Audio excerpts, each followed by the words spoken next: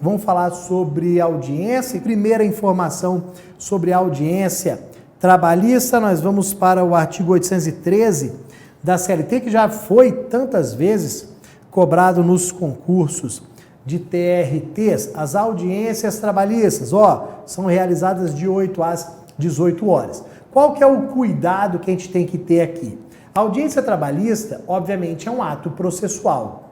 Só que é um ato processual com horário diferente. Esse horário de 8 às 18 aqui, ele não é um horário para todos os atos processuais. Não. Nós temos uma informação genérica, que eu vou anotar aqui, que consta no artigo 770 da CLT, que é o de 6 às 20 horas. Então, eu tenho aqui o 770, falando de atos processuais, sendo realizados de 6 às 20 horas. Só que aí vem a audiência.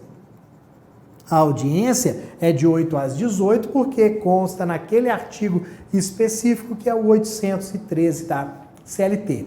A audiência trabalhista, nós vimos que nela são concentrados diversos atos processuais. Nela são realizados diversos atos processuais, mas nós não vamos ultrapassar, olha aqui, nós não vamos ultrapassar as 5 horas seguidas, salvo se for matéria urgente.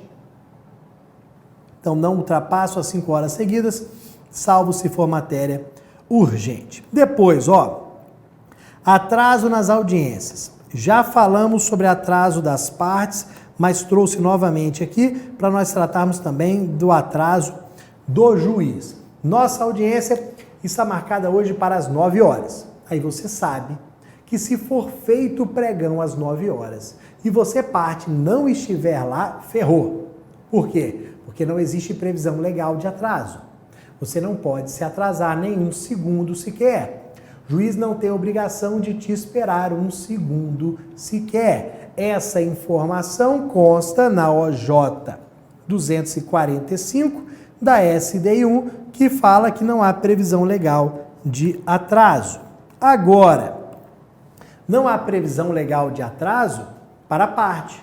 Para o juiz, sim. O legislador criou a previsão de atraso para o juiz e não criou para a parte, azar da parte. Qual é aqui a previsão de atraso para o juiz? Quantos minutos o juiz pode se atrasar e em que situação nós vamos considerar este atraso? Olha aqui, artigo 815 da CLT fala em até 15 minutos. Só que a gente tem que tomar um cuidado em relação a esse tema aqui pelo seguinte: esta informação de que o juiz pode se atrasar até 15 minutos, a gente só consegue aplicar na primeira audiência. Por quê? Porque a história é a seguinte: você chegou na vara do trabalho, a sua audiência estava marcada para as 9 da manhã. Você chegou na vara do trabalho às 9 horas, não tinha nada, nenhuma movimentação, perguntou se o juiz estava, não, ele não chegou ainda. Ele não está na vara do trabalho, ele não está na justiça do trabalho. Tá, 9h05 nada, 9h10 nada, 9h15 nada, você pode ir embora. Porque o juiz não chegou no local de prática do ato processual, ele não chegou na vara do trabalho no prazo de 15 minutos, ok? Agora, totalmente diferente se ele estiver realizando outro ato processual. Como assim? A sua audiência estava marcada para as 10 da manhã. Já são aqui 10h40. A sua audiência, ela está atrasada 40 minutos. Mas onde é que está o juiz? Está lá na vara do trabalho realizando outra audiência. Se ele estiver realizando outro ato processual, você vai ter que esperar. Você não pode ir embora após aqueles 15 minutos. Você vai esperar 15, 30, 40, 50, 1 hora e meia, 2 horas. Ou seja, essa história de 15 minutos não se aplica, se o juiz estiver realizando outro ato processual. Não vai se aplicar se ele estiver realizando outro ato processual, ok? Muito cuidado, vamos ver se há alguma informação na questão relacionada a isso. O juiz está ali realizando a audiência de 9 horas, atrasou, uma audiência foi atrasando a outra, ele está realizando ainda a de 9 horas. Você vai esperar mais do que os 15 minutos sem possibilidade de ir embora, tá bom? Depois, outro ponto aqui importante, preposto. Eu já trouxe uma informação sobre preposto, vou trazer as demais e as pegadinhas. O artigo 843 da CLT foi alterado com a reforma trabalhista. E aí nós passamos a ter uma informação totalmente diferente da anterior. Antes, vou anotar aqui, mas vou riscar. Antes, nós tínhamos o entendimento da súmula 377 do TST de que o preposto tinha que ser empregado. Esqueça. Você sabe agora, que o preposto não precisa ser empregado. Não precisa ser empregado. Pode ser qualquer pessoa. Aí eu vou falar o seguinte, pode ser qualquer pessoa com conhecimento dos fatos. Esse é o detalhe.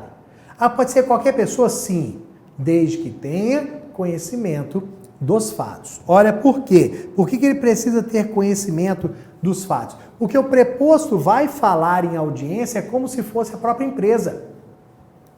Ele vai narrar fatos, ele vai trazer fatos como se fosse o dono da empresa. Então, eu vou perguntar para ele se o reclamante realmente prestava horas extras ou não. Aí imagina o preposto. Não sei, também não sei. Para que serve um preposto que não sabe porcaria nenhuma? Para nada. Então, não pode ser esse camarada. Ele tem que ter conhecimento, sim, dos fatos. Agora, o que eles colocam nas provas? Que ele tem que ter presenciado os fatos. Aí já está errado. Preposto não precisa ter presenciado os fatos. Eles vão colocar na prova que o preposto tem que ter trabalhado na época do reclamante. Também não precisa. Ele só precisa ter conhecimento dos fatos. Só isso. Se ele tiver conhecimento dos fatos, está valendo. Aí você vai lembrar daquele preposto que conversou com um fofoqueiro. Preposto, como é que você sabe? Me contaram. Fulano é um fofoqueiro danado e me contou. Se ele me contou, eu tenho conhecimento dos fatos? Tenho, tranquilo, perfeito, ok? Depois, olha aqui, as declarações obrigam o proponente. As declarações do preposto obrigam o proponente. O que significa isso? As declarações, o que for dito pelo preposto, é como se fosse dito pelo dono da empresa, que é o proponente, que é a empresa reclamada ali. O que for dito pelo preposto é como se tivesse sido dito pela empresa. Exemplo, chega o preposto lá na audiência e fala o seguinte, confessa que o Bruno realmente prestou horas extras. Então, confessou. Com base naquela confissão, a empresa foi condenada ao pagamento de horas extras. Aí vem no recurso, a empresa falou assim, não, que o preposto é maluco, que o preposto confessou, mas está errado, não podia confessar, já era. Se o preposto disse, eu vou considerar dito pela própria empresa. Ou seja, é a empresa que confessou, não foi o preposto João da Silva. A empresa reclamada confessou, ponto. Foi julgado com base naquela, decidido com base naquela confissão. Tá bom, galera? Muito cuidado com o preposto. Um abração. Tchau, tchau.